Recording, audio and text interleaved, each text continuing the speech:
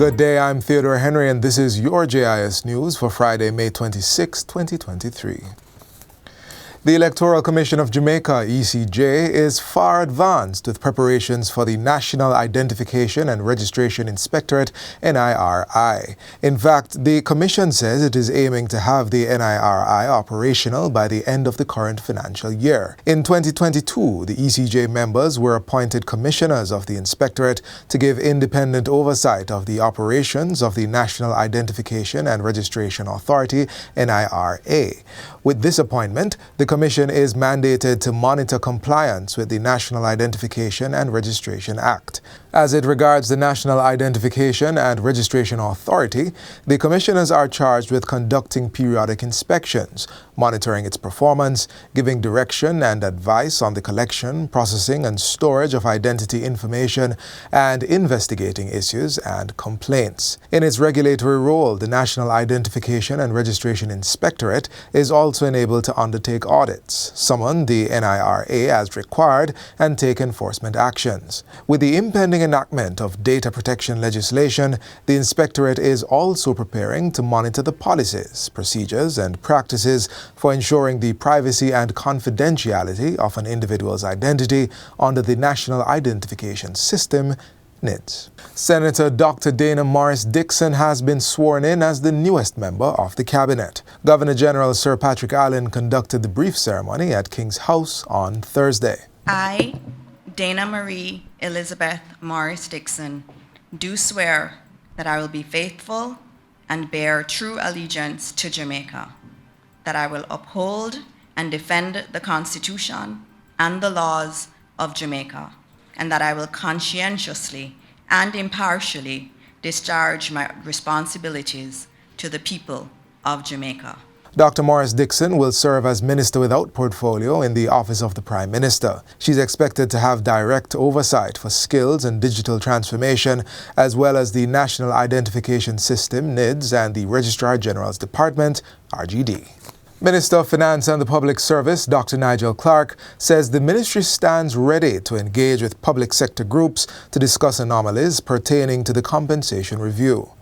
Dr. Clark gave the assurance at Wednesday's post-cabinet press briefing at Jamaica House. While acknowledging that there have been anomalies in the public sector compensation review exercise, the minister asserts that these are in the minority. You don't make a transformational change like this. This is not a salary increase. This is a complete transformational change in the compensation framework for over 100,000 persons, 110,000 persons in the public sector.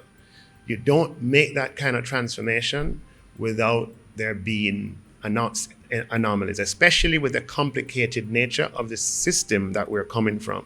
The new compensation system aims to reduce and simplify the 325 salary scales and 185 allowances across the civil service. It also represents a continuation of the government's public sector transformation program.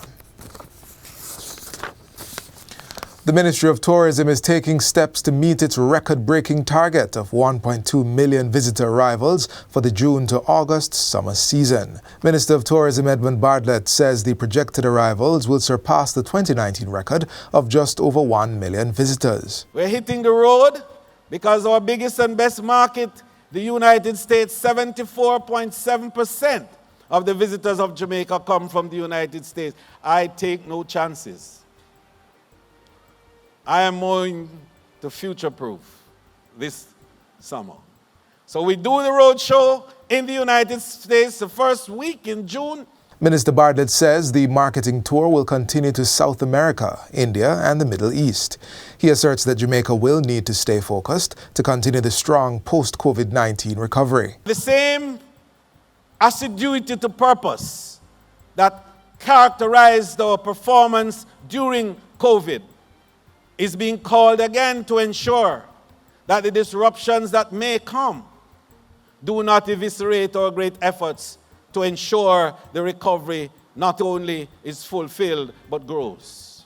The minister was speaking at the recent opening of the Sandals Duns River Hotel in Miami Bay, St. Anne. And finally, Cabinet has given approval for the procurement of a F2 management system for the state oil refinery Petrojam at a cost of $632,000. The contract was awarded to Zico Incorporated. There was also another contract by Petrojam for chemical supplies and services for refinery processes and utilities for the period of 3 years.